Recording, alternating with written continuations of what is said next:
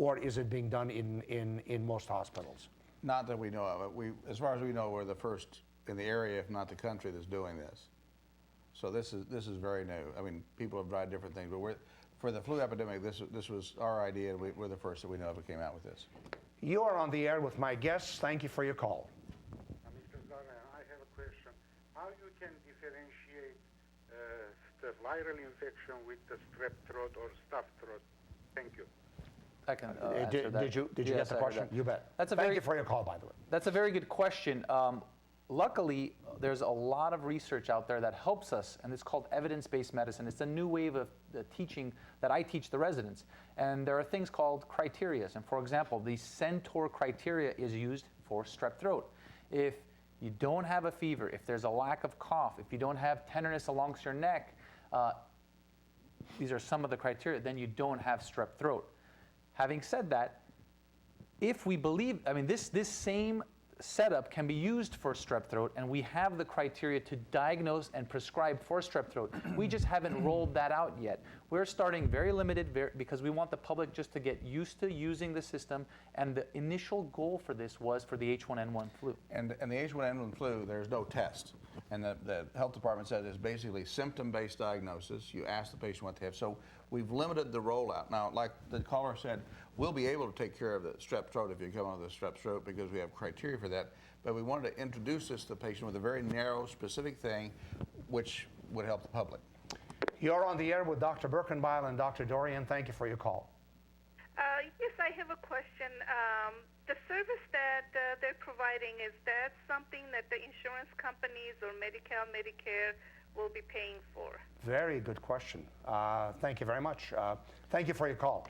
Are they reimbursed? The way the policy is set up, the patient would have to pay for the service at the initial visit. Of course. So that makes the way it is. The federal government has said Medi-Cal, Medicare must pay for telemedicine services. Now, some of the other insurance companies, I'm not sure whether they will or won't, but it's very, very new technology. But we can give the patient a copy of a statement that they can send to their insurance company and hopefully get reimbursed for this. Yeah, the problem is when we're doing such innovation, sometimes the insurance companies are, oh my goodness, they have access to healthcare. We don't want to reimburse because they might start using this system. So it's going to take some time for them to join in the bandwagon. And of course, obviously, the insurance companies will. Did you say, Dr. Birkenbeil, that Medi-Cal and Medicare will reimburse? The federal government has said that they must reimburse for telemedicine. Yes.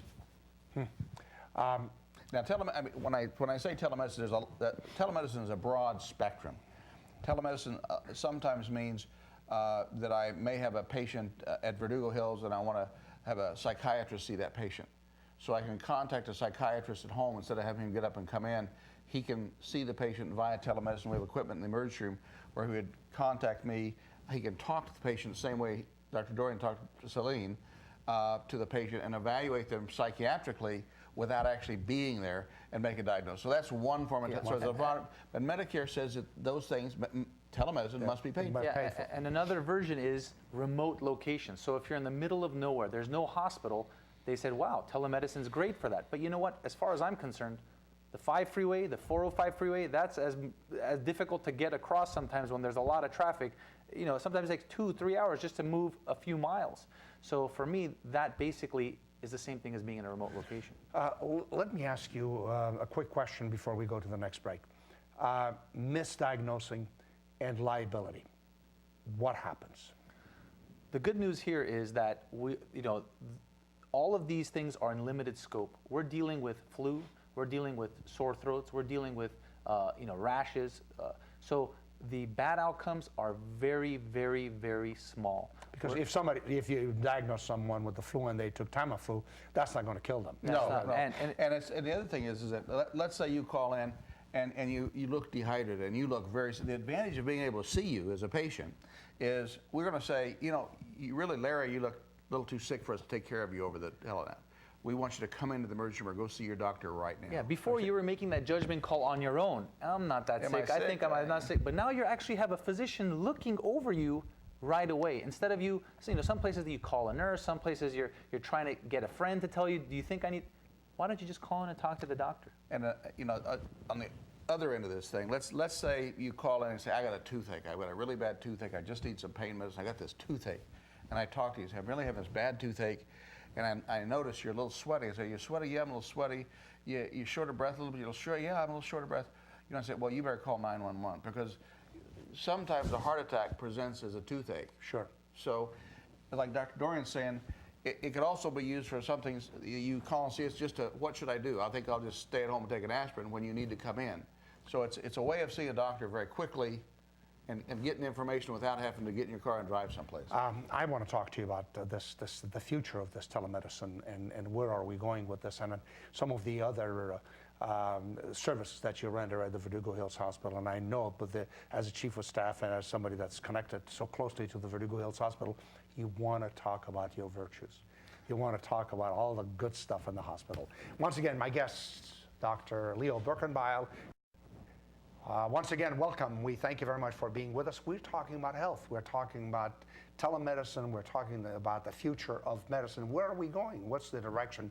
And of course, obviously, tonight we are featuring the Verdugo Hills Hospital in the northern part of Glendale. But then there are so many things that they do that very few people know. And with that, I'm going to go to Dr. Birkenbeil and Dr. Dorian, talk to them about something called Fast Track, and I don't even understand what that means. What is Fast Track?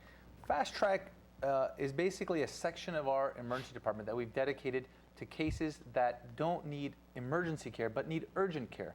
You've heard of urgent cares out there, but the problem is when you go to an urgent care, you don't have all the testing ability, and sometimes what you thought was minor becomes actually a big problem. So what we've created inside our emergency department is a quick fast track center, which is like an urgent care that you can get in and out very fast. The goal is that you're in and out in about an hour. So, I mean, that's pretty impressive, and we do not want anybody to be waiting more than 15 minutes before they're triaged. We came to this decision to do this because an emergency room basically is for emergencies, and the patients that are in a traffic accident, the person with a heart attack, the person with a stroke, demand our attention immediately because they are the most critically ill. And yet we know we see a lot of people with less severe problems, and we're tied up with a heart attack, and we felt it was not fair to the patient with a minor problem to sit and wait 1, 2, 3 hours to be seen. And so And that happens to be a big complaint. And that happens all the time. And so to do that, we added Fast Track, where we shunt the patients with less severe problems or injuries through there so they can get in and out quickly, while we can still take care of the critical patients and devote all our attention to them without those patients having to wait. Let me ask both of you a question. When I opened the show this evening, I talked about we being fortunate to have 3 major hospitals. Is there cooperation among all the 3 hospitals? Do you work together? Do you talk to each other? Because you know, it's only a good thing where you can say to someone, a patient, we don't do this here. Let's send you to another hospital. That's a very good question. Actually, we do. We have an arrangement with Glendale Adventist Hospital, where if there's a certain case, say a heart attack comes in, and a certain specific type of heart attack, and that patient needs a heart cath. Well, we don't have heart cath at Verdugo. We have lots of things, but we don't have a heart cath. We can call Glendale Fire Department. A paramedic ambulance arrives at Verdugo Hills Hospital and takes that patient directly to Adventist Cath Lab to have a heart cath. Isn't that wonderful? I And tell you, that's the kind of cooperation I like to see. Yeah, we have remember when they had the train accident? Right. I took, remember that. Yes. We all worked in conjunction. We did a great job between the hospitals in Glendale taking care of all those accident victims in a very short period of time. Yeah, you know, in the end, many of the physicians that are on staff at Glendale Adventist are also on staff at Verdugo Hills Hospital. We're basically like sister hospitals working together. Now, sometimes certain facilities have certain advantages, and the whole idea is that we work together. Certain things Verdugo Hills does better, certain things Glendale Adventist does better. The idea, though, here is to make sure the patient gets the appropriate care. I think that's the key. The key is the patient. Right. What do we do? How do we take care of our patient? They're number one. Medical records. How do you handle those? Well, we know there was a mandate by our president that all medical records are going to go digital. Well, we've already done that. We have a brand new electronic medical record where you can see your medical record on a computer. You see your x-rays. We basically are able to pull up your labs. All of the information, EKGs, everything is digital.